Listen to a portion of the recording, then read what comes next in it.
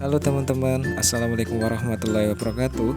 Perkenalkan, nama saya Bayu Aji. Saya peserta pelatihan dasar CPNS tahun 2021, golongan 3, angkatan 15 di BPSDMD Provinsi Kalimantan Selatan. Di sini saya akan menyampaikan learning journal video materi komitmen mutu. Pokok bahasan yang akan kita bahas di video kali ini yaitu yang pertama, efektivitas, efisiensi, inovasi, dan mutu penyelenggaraan pemerintah. Yaitu yang pertama ada A, konsep efektivitas, efisiensi, inovasi, dan mutu. Yang B, nilai-nilai dasar orientasi mutu. Yang C, yaitu pendekatan inovatif dalam penyelenggaraan pemerintahan. Yang kedua, aktualisasi, inovasi, dan komitmen mutu. A, membangun komitmen mutu dalam penyelenggaraan pemerintahan. B, berpikir kreatif. C, membangun komitmen mutu melalui inovasi. Materi yang pertama akan kita bahas yaitu efektivitas, efisiensi, inovasi, dan mutu penyelenggaraan pemerintah. Sekarang kita akan mempelajari efektivitas dan efisiensi. Efektif yaitu melakukan sesuatu yang benar, tepat sasaran. Dasar pengukurannya yaitu ketercapaian target yang telah direncanakan, baik dilihat dari capaian, jumlah maupun mutu hasil kerja. Sedangkan efisien yaitu melakukan dengan yang benar.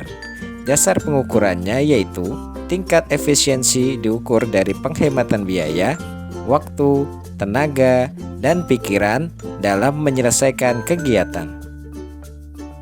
Apa sih inovasi? Pergeseran selera pasar, gaya hidup, peningkatan kesejahteraan, harapan dan daya beli, perkembangan ekonomi, pengaruh globalisasi, kemajuan ilmu pengetahuan dan teknologi.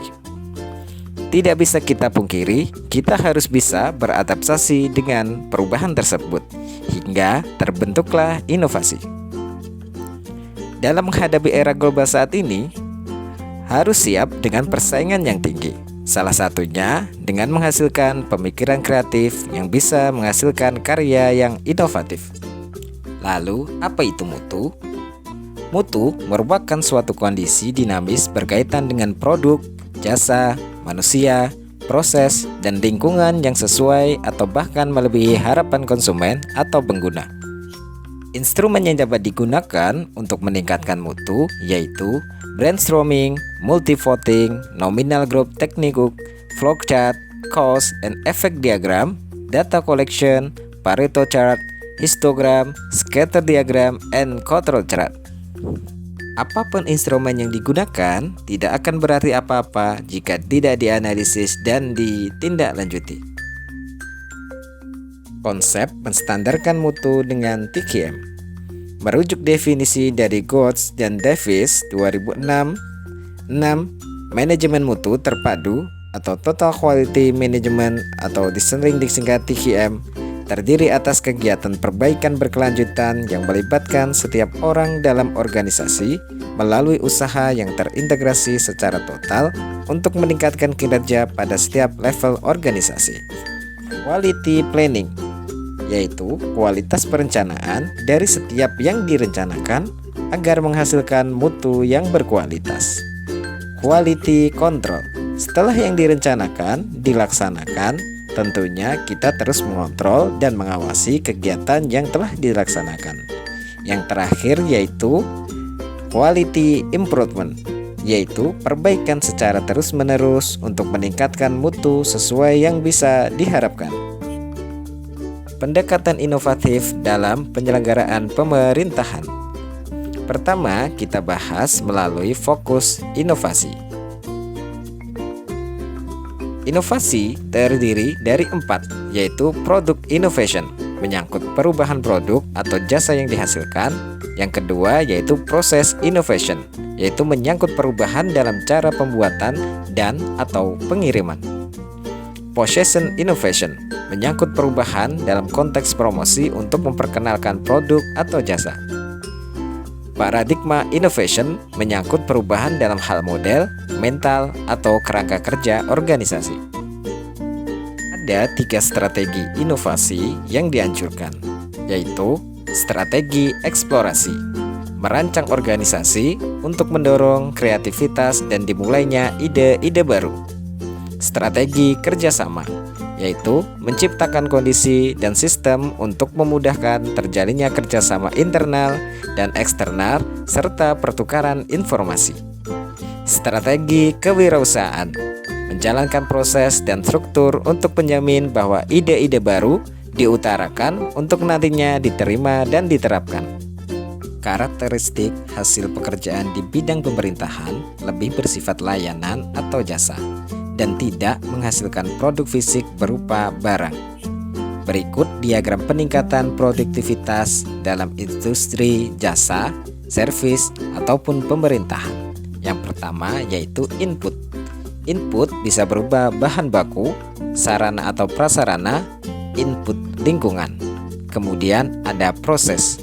Proses yaitu bekerja secara optimal, tanggung jawab bersama, penilaian objektif. Memberi motivasi, kemampuan, pendidikan dan pelatihan, pemimpin yang kuat dan memberdayakan. Output yang dihasilkan yaitu produktivitas meningkat. Upaya pelayanan yang kita berikan setiap orang berlangsung dengan memuaskan, yaitu dengan memberikan servis yang maksimal. Materi yang kedua yaitu aktualisasi, inovasi, dan komitmen mutu. Berikut 4 komponen membangun komitmen mutu dalam penyelenggaraan pemerintahan. Yang pertama, etika aparatur dalam menyampaikan pelayanan. Yang kedua, yaitu pengawasan penyelenggaraan pelayanan publik. Yang ketiga, yaitu pendekatan penentuan standar kualitas. Yang keempat, yaitu kualitas. Berpikir kreatif. Berpikir kreatif yaitu kreatif dalam pelayanan, teknik berpikir kreatif, kategori kreatif, dan cara berinovasi. Membangun komitmen mutu melalui inovasi. Ketika kita sudah berkomitmen untuk memberikan mutu yang terbaik pada layanan yang kita berikan, maka yang harus diluruskan terlebih dahulu adalah merubah prinsip melayani. Kemudian yaitu tanamkan budaya kerja positif, berikan pelayanan yang prima, maka hasilnya adalah pelanggan akan puas terhadap pelayanan yang kita berikan.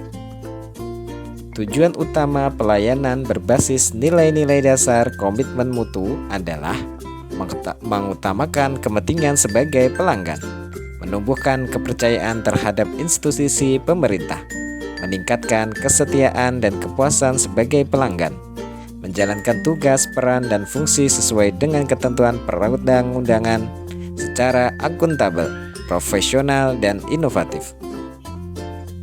Mungkin itu materi yang bisa saya sampaikan. Terima kasih banyak telah menonton. Wassalamualaikum warahmatullahi wabarakatuh.